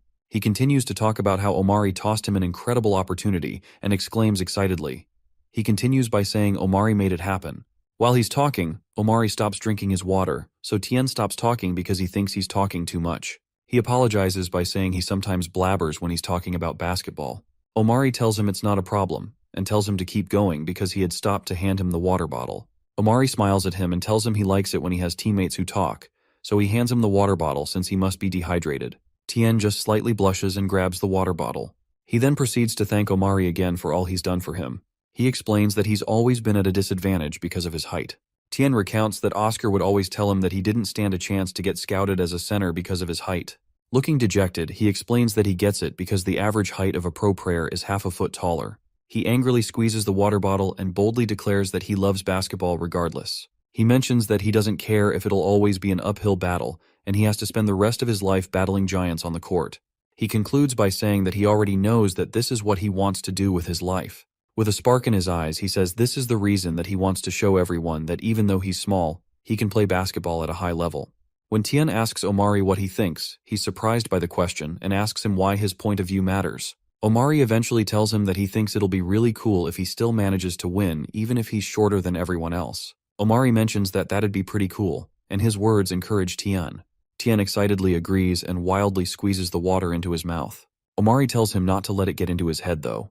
He starts to talk to him about what Dribble said their next game will be like, and Tien mentions that Dribble had said it'll be a 3 versus 3 match, which means a team of 3 will play against another team of 3. Our guy smiles in excitement about how awesome this will be, and mentions that this will be the first time he'll be playing with an official team.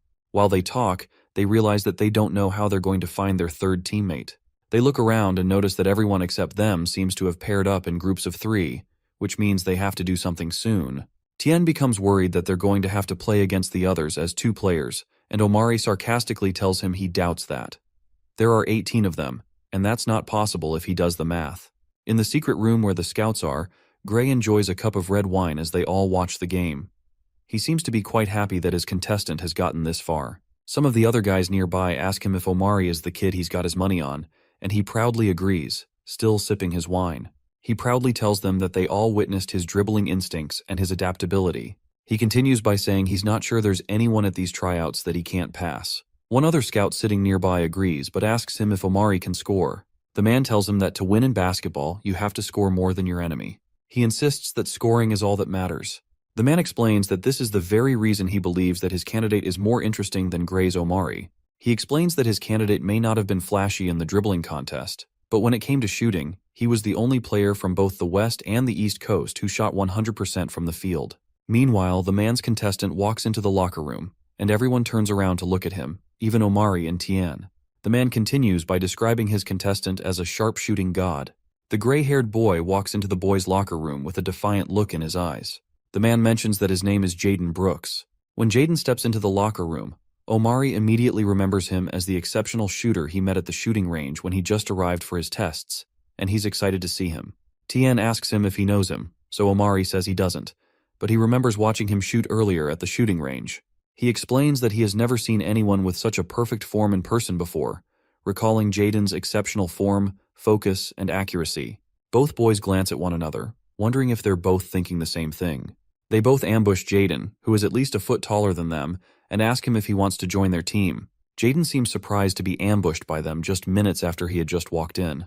He looks at them in surprise and asks them if they want him to join them. Omari scratches his head in embarrassment and confesses that they're looking for a third player for the game in the next round. Jaden just looks at him squarely and tells him he saw him in the second round. Omari stands valiantly, with his chest pushed out, recalling how well he did in the last round. Omari suddenly lights up and scratches his head in embarrassment again, while he rhetorically asks Jaden if he saw him.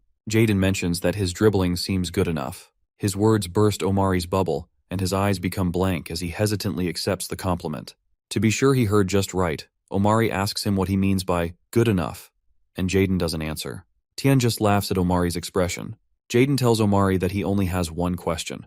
He asks him why he's teaming up with Tien since he was eliminated in the last round. Tien starts to sweat and tries his best to keep his smile. Jaden continues by saying that the only reason he's still here is because Omari opened an opportunity for him. He continues by asking Omari if he really thinks that someone like Tien, who can't survive on his own and has to rely on others, is a good choice for a teammate in a place like this. He even adds that Tien's height could also pose a problem to them. Tien now has a sour look on his face and loses his smile. Omari butts in and tells Jaden that if there's anything he's learned from the game, it's that Overtime Elite isn't about just individual talent, but it's also about teamwork. He explains that in the second round, Tien saved him when he knocked the ball out of the hands of an opponent he couldn't see. He also recounts how Tien had maintained an extraordinary grip when his opponent had tried to knock the ball out of his hands, only to knock the ball out of the opponent's hands seconds later. Omari confesses that he wouldn't still be in the game without Tien. His words shock Jaden, who just stands there speechless with his mouth open. Our guy also adds that Tien won't be here without him, which is the point of teamwork. He concludes by saying that Jaden would have to take them as a package deal if he wants to play the third round with them. Jaden considers his options and notices that the other members have paired up, and they didn't want to recruit him because he doesn't seem to have performed in a visibly extraordinary way in the last round. He wishes he could get a game that would let his talent shine. If you ask me, this is his thing. Jaden looks at Omari and realizes that he seems to know what he's capable of doing. Omari just stands there side by side with Tien, who just stands there looking like an abandoned child. Dribble appears in the room out of nowhere as usual and tells the boys that their time for picking teams is up. He asks them if they're all ready, and the boys just look at him bewildered. Dribble tells Omari and the other guys that every other person has already registered their teams and asks them what's holding them up. Jaden sighs and eventually agrees to their proposition. He tells himself that it doesn't matter if they hold him back. As long as they can pass the ball to him, they'll win. He tells them he'll join their little team. Omari screams out in excitement, and Tien lets out a sigh of relief. When they get back into the arena, Dribble announces to the people that they've reached the final round of the Overtime Elite tryout. He explains that they've filled the stand with a holographic audience to accompany the executives, scouts, and superfans, just like in a professional game environment. Dribble asks the crowd to make some noise, and the holographic audience goes wild, cheering and clapping. Dribble decides to go over the rules for the third round. Meanwhile, the Overtime Elite executives watch the game closely from their booth. Dribble declares that round 3 will have a team of 3 people play against another team in a 3 versus 3 matchup. He further explains that the normal time you can possess the ball without shooting in basketball is 24 seconds, but in this special game, they've reduced the possession rule to 10 seconds. He adds that this game has a special scoring rule. With a smirk, Dribble announces that there's a special benefit to scoring from behind a 3-point line. The benefit is that whoever scores from behind a 3-point line gets 10 points instead of 3 points. He explains that there will be 3 matches, and 3 teams will stand as winners after these matches. He excitedly announces that teams that win will receive an offer to the Overtime Elite Academy. Dribble continues to hype the crowd, and he asks them if they're ready for this special game of basketball. Down below, Jaden commends the little furball's ability to get a crowd going, with Omari and Tien behind him.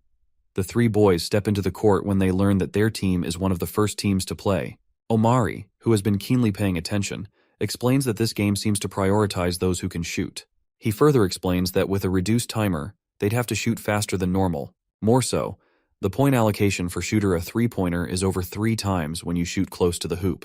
Jaden starts to stretch and tells him that if they want to win, they'd likely have to focus on shooting three-pointers. He looks at them and asks them how their shooting skills are. Omari confesses that he's not the best at shooting three-pointers, and Tien says the same thing.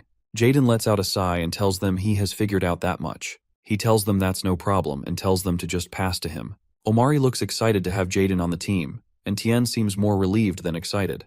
Jaden mentions that he hopes the other team can't shoot so well either. Soon enough, the other team of 3 guys who they'll be facing steps out. The other team looks pretty relaxed as they walk towards Omari and his team. Gray looks at the new team more closely and smirks, realizing the game is going to be a tough one. Jaden starkly tells the guys that they aren't very lucky. Omari just smiles when he sees their opponent, but Tien looks a little worried.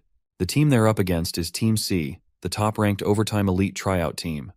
They're also one of the 3 highest-ranking players in the last round. The guy on a low cut with his hands behind his head is named Ray. Our Jamaican-looking brother with the dreadlocks is named Luke. The last guy who is behind is named Devin. Devin waves at the guys and tells them he hopes they all have a good game. The boys come to the middle of the ring to start the game. Luke confirms Omari's name and tells him that he saw his play in the second round against Oscar and commends that it was really ballsy stuff. The team seems stunned by their opponent's appraisal, but Devin just tells Omari that he respects his gameplay and introduces himself. Omari accepts his handshake and introduces himself. Devin wishes him a good game, and Omari does the same. Omari thinks to himself that Devin is a pretty nice guy. Behind him, Jaden asks Omari if he's done making friends, but Omari tells him that they're just showing sportsmanship. Jaden asks if he wants to become the best and says he assumes that's why he came to Overtime Elite. He adds that this means he'd better be ready to crush Devin's dream if he needs to, and those words get to Omari. Our boy recalls how they crushed Oscar's dream, and he reasons that Jaden is probably right. He tells himself that to survive here at the Overtime Elite, you have to kill someone else's dream to go pro. He realizes that this is probably why everyone here is so cutthroat. Omari tells himself that his strong desire to win doesn't mean he has to end up as heartless as the others. Suddenly, Dribble comes up and excitedly asks the boys if they're ready. Once he announces that the game begins, Devin and Omari simultaneously rush to grab the ball. Devin manages to flip the ball backward to their side, much to Omari's surprise. Our boy is shocked that the opponent got the ball so quickly. He reasons that Devin's jumping power is no joke. Ray grabs the ball and commends Devin on making a stylish tip-off, telling him he knows he gave him the ball on purpose. Ray smiles devilishly and tells Devin he won't let him down. While Omari is still trying to guard Devin, Ray rushes past him, shocking Omari. Omari turns backward to chase him, but Devin corners him too, and the 2 opponents head to hoop. Omari sees Devin and Ray heading right for Jaden, and he realizes that Devin is going to block Jaden to give Ray enough time to make a shot. Devin does just that and blocks Jaden, giving Ray the chance to slip past. Devin uses his hand to hold back Jaden so he can't pursue Ray. Ray sweeps past them and runs into Tien, who is the only one stopping him from the hoop. As he moves closer, he tells Tien to pay attention to what he's about to do. Tien positions himself to guard against the throw, but Ray tells him that what he's about to do is stylish. Ray makes as if he wants to go to his left but quickly turns in the other direction when Tien tries to block it. In a split second, Tien looks back and realizes Ray has passed him, but Ray tells him that he's too slow. Meanwhile, Omari rushes after Ray and tells the other not to worry because he's got him. Omari wonders how Ray was able to get past Jaden and Tien like it was nothing.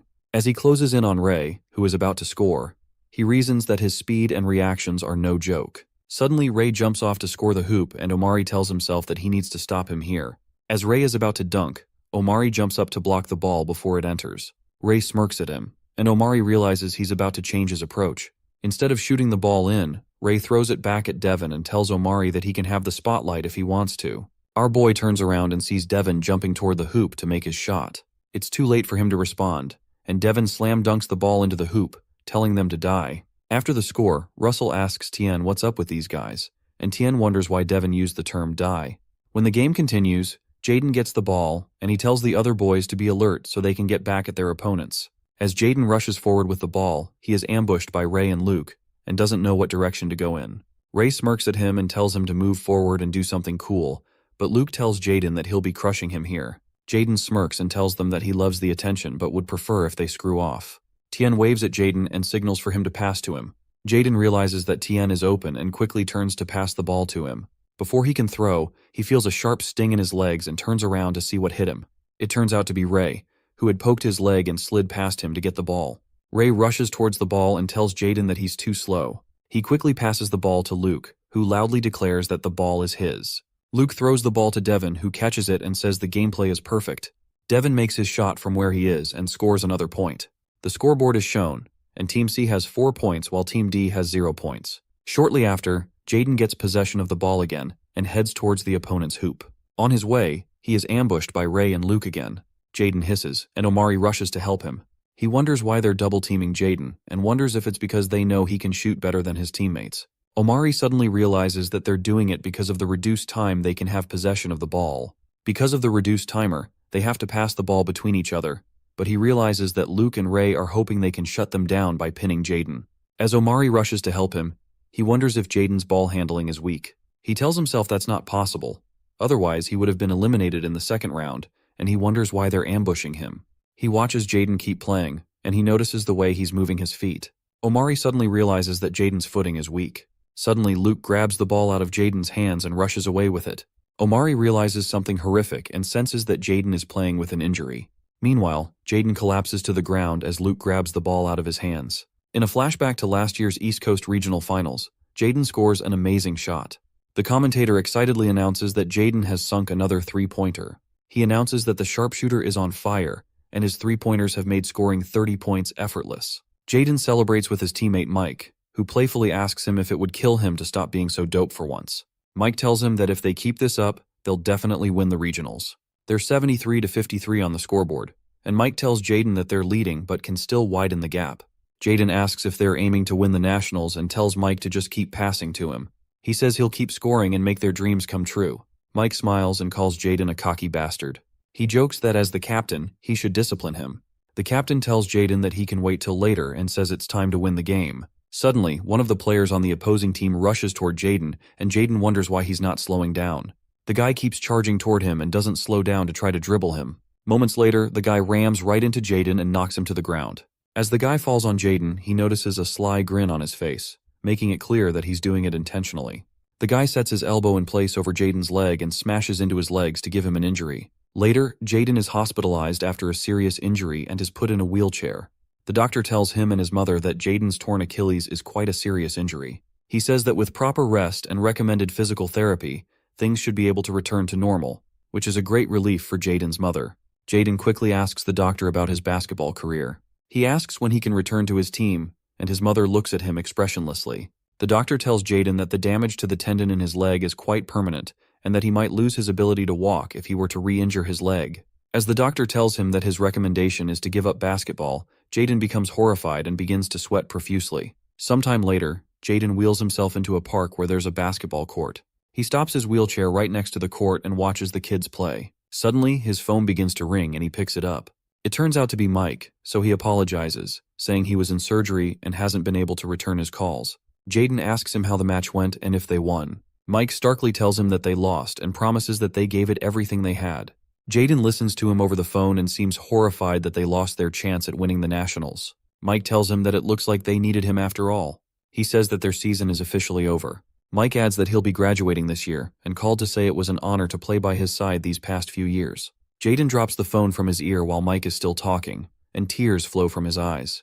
While Mike is still talking, Jaden ends the call. He asks himself if this is how things are going to turn out.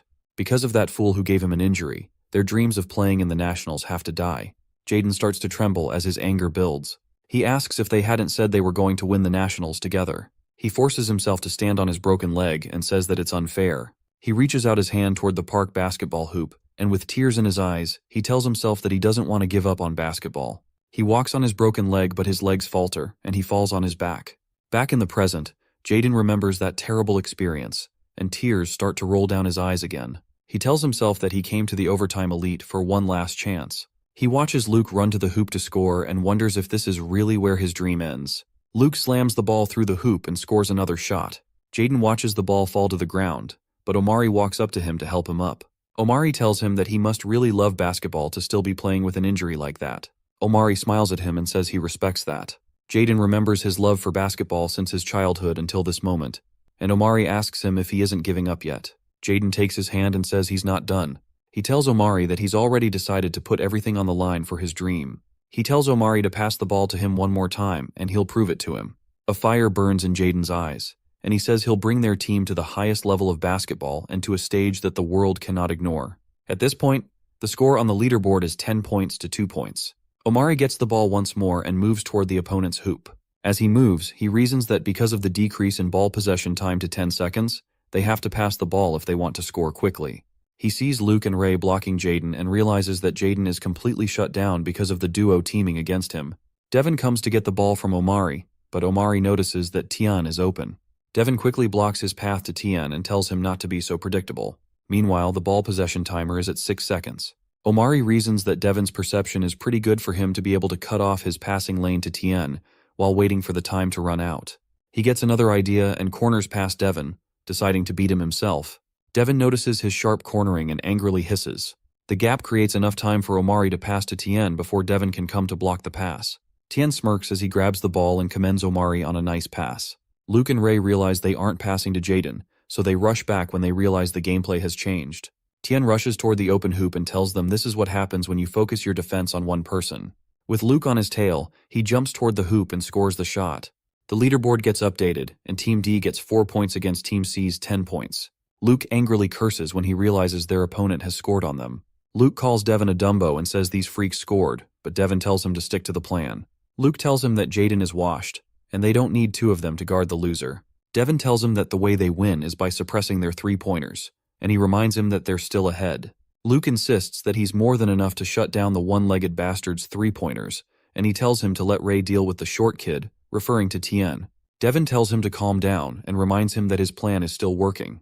Luke angrily asks him what's working about his plan when these scrubs had a clear path to the basket without anyone to block them. Luke adds that it's all because Devin couldn't defend against Omari, and they both lock horns. Ray tells the others to focus because it's not stylish for them to keep arguing.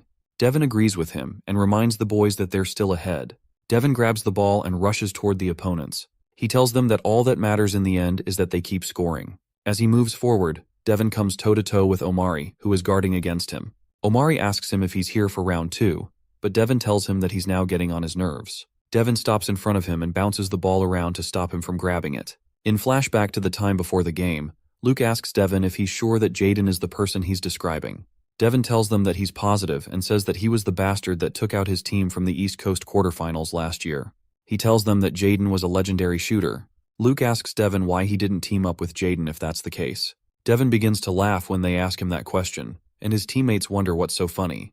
He tells the guys that he didn't team up with Jaden because someone else put the piece of trash in his place and injured him before he got his chance at revenge. He recalls his loss to Jaden and tells the guys that the bastard ended his team's journey. He recalls Jaden's last shot while he laid on the ground. He tells the guys that this is the reason he wants them to go against him in the next round. Devin tells them of his plan to destroy him and end this properly. Meanwhile, in the present game, Devin crouches and dashes past Omari. As he zooms off with the ball, he laughs inside himself that all Omari is good at is dribbling and that he can't guard well. He suddenly stops in his tracks when he runs into Tien. Tien guards the path to the hoop and tells him that he's not getting past him. Devin is surprised to see him and wonders what on earth is wrong with him. He notices that Tien is short, but he can't see any opening. Luke calls Devin a Dumbo and asks him why he's stopping.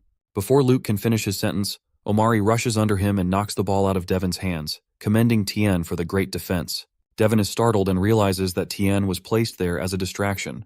Luke and Ray are shocked at the turn of events, and Omari reminds Jaden that he had said to pass the ball to him. He tells him he's going to do just that. Omari throws the ball to Jaden and tells him this is his chance, and Jaden catches the ball. He quickly jumps up to shoot from where he is, and he's glad to finally get a chance to shoot. He sees that the hoop isn't guarded, and he realizes the shot is open.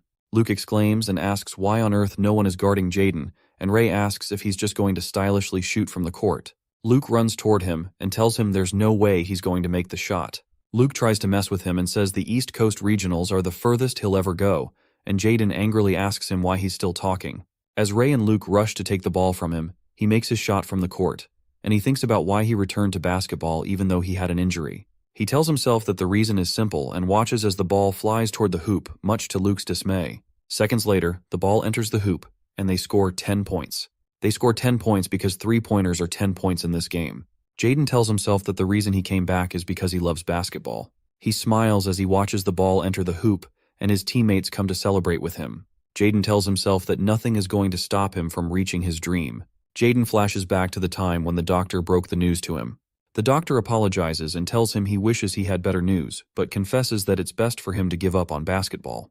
In the present, he scores far off in the court, and they get 10 points. The virtual crowd, as well as the superfans and executives, rejoice at the sight of the shot. Omari jokingly tells Jaden that it looks like he can pass after all, and Jaden tells him to shut up. He tells Omari that if he wants to win, he should just keep passing to him. Omari smiles at him and calls him an arrogant ball hogger. Omari jokingly asks him if he really thinks he and Tien are going to let him have the spotlight.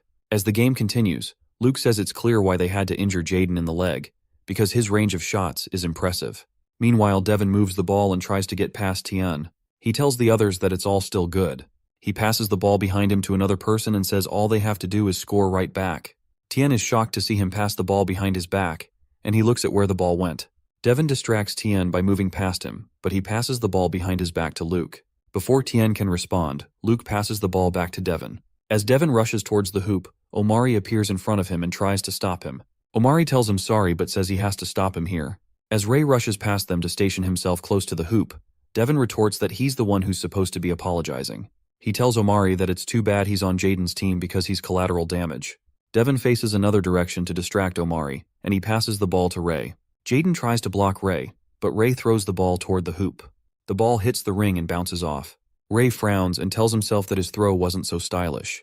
He checks the timer and sees he had 4 seconds left to possess the ball, and he says that shooting a three-pointer under these conditions is crazy. Omari commends Jaden for the nice pressure he applied, and he tries to tell him to rebound. Little does he know that Devin is right behind him, running towards the hoop to slam the ball in. As Devin prepares to jump, he tells himself that he's sacrificed too much to get to these tryouts. He jumps towards the ball and tells himself that he's lost it all once before. He grabs the ball and prepares to smash it in, and he tells himself there's no choice but to win here. Tien watches in horror as Devin smashes the ball into the hoop and scores 2 extra points for his team. Devin kicks Tien in the back as he jumps back down. When he lands, Ray and Luke come to celebrate with him. Luke tells Devin that his gameplay isn't bad, and Ray thanks him for the save. Tien, who is still on the ground, hisses due to the pain. Suddenly, Omari reaches out his hand to help Tien up, and he asks him if he's good. Tien smiles and tells him he's fine. Omari grabs his hand and pulls him up and tells him that they're just getting started. The game continues, and the boys advance towards their opponent with Tien possessing the ball. Omari passes Devin, and Tien passes him the ball. Devin turns around to face him and tells him that he sure smiles a lot during the game. Devin tells him that a newbie like him must be happy being on the court. He mentions that he's newer to playing with a team, but Omari just looks at him. Devin guesses that this must be his first real game. Omari tells him that he's from New York and asks him if he really thinks he's going to get into his head. Omari passes the ball to his side and runs to get it as he wishes Devin good luck. Devin quickly turns around and he dashes close to Omari. He tells our boy that all this running around is finally catching up to him, and Omari is shocked to see him move so quickly. In a split second, Devin grabs the ball out of his hands. After he grabs the ball, he turns back and tells him he's lucky that he gets a second chance as he passes to Ray. Ray collects the ball with a smirk, and Devin tells Omari that it doesn't matter if he has Jaden on his team since the rest of them can't keep up. Ray smirks, and he attempts a three-pointer from the court. The ball enters the hoop, and Devin tells him that he's already lost his dream once, and he won't let losers like them take it away again. Omari is shocked that he could take the ball from him, and Devin tells them to give it everything they've got. He tells them not to hold back. He turns back to Jaden and tells him that he needs to crush them at their best. The leaderboard updates Team C's score to 22 points, while Team D is on 14 points. In a flashback to years ago while Omari was playing in their neighborhood basketball court, he practices on his own and does his own commentary. He imagines himself in a large stadium and imagines himself as a rookie sensation with the ball amidst several opponents. The commentator asks how he will carve his path forward while there are several giant opponents in front of him. Omari smiles sheepishly before he plays his shot, but his daydreaming abruptly comes to an end when he hears someone shout his name. Omari returns to reality and sees his aunt by the court, asking him to help her with the groceries. She tells him that she still has some work to do and asks him if he minds giving her a hand with dinner. He hesitates, and she asks him if he's listening to her at all. Omari looks dejected as he walks toward her while still looking back at his basketball. Suddenly, he hears a loud crash, and he looks back at his aunt. His aunt crashes to the ground, and Omari rushes to help her. Later on, his aunt is hospitalized after she fainted, and Omari stands beside her. He tells her that she's always pushing herself too far. Finally, he sits down in a nearby chair and tells himself that he needs to start pulling his weight too. In the present, Omari tells himself that sometimes a dream is just a dream. Devin manages to score another shot, and Team C gets 26 points, while Team D still has 14 points. Some of the scouts chat that it seems the game is picking up, and Gray agrees. Gray starts to become tense and asks if everyone will be able to match the pace. Meanwhile, Omari gets the ball again and dribbles past Ray. Ray looks back at him and wonders how he's able to still move like that. As Omari moves closer to the hoop, Luke appears in front of him and tells him he'll stop him here. Omari quickly responds and passes the ball to Tien, who is open. Tien makes a throw, and it enters the hoop. The leaderboard updates and gives Team D 16 points, causing Tien to celebrate. As they celebrate, Omari tells himself that he hates to admit it, but Devin was right. He admits that he isn't used to a fast-paced game like this. Meanwhile, Luke scores and gets his team 28 points. Omari thinks about how they're constantly fighting to score, as Jaden scores a 2-pointer. He also considers how they're constantly struggling to defend. Meanwhile, Luke scores another point and gets his team up to 30 points. He wonders how he's supposed to keep up in this chaotic game. As he moves towards the opponent's hoop, Devin blocks him again and scorns that he's finally reached his limit. Devin tells him that someone as pathetic as him deserves to have it all end here. Once more, Devin grabs the ball out of Omari's hand, much to his horror. Devin smirks as he makes his way to the hoop to score once more. Omari looks back in shock. Jaden curses and tells Tien to get back to block Devin. Omari watches Devin go for the hoop, and he tells himself that his dream of going pro is over if they score one more 3-pointer. He thinks about how he's pushed himself so much today, and considers how he can barely move. He tells himself that he may have been wrong to chase this crazy dream. He tells himself that coming to the overtime elite was all a mistake. Omari tells himself his life would be a lot simpler if he just let go of this dream already. He lays on the ground and imagines himself falling into a graveyard with his dream. Suddenly, Tien yanks his jersey and asks him what on earth he's doing by just standing there. Tien shouts at him and tells him he's not allowed to die yet. Tien rushes past him and manages to knock the ball out of Devin's hands. Devin looks back at him and wonders how this kid is still playing at 100%. Tien quickly passes the ball to Omari.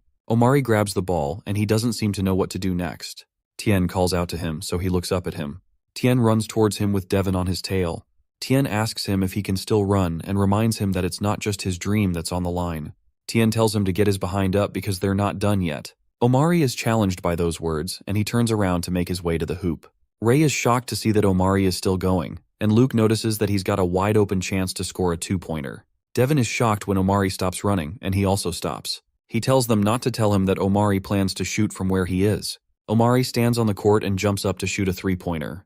Omari reasons that Tien is right. As he shoots the ball, he tells himself he can't believe he was so selfish. He recalls that he's so used to playing by himself that he almost thought this was just about his dream. He tells himself that this is about the entire team. Omari tells himself that he doesn't care if his body breaks here because he needs to push himself beyond for the sake of everyone. The ball flies into the air and enters right into the hoop. The leaderboard updates and gives Team D 28 points, and Omari rejoices that they're back from the dead.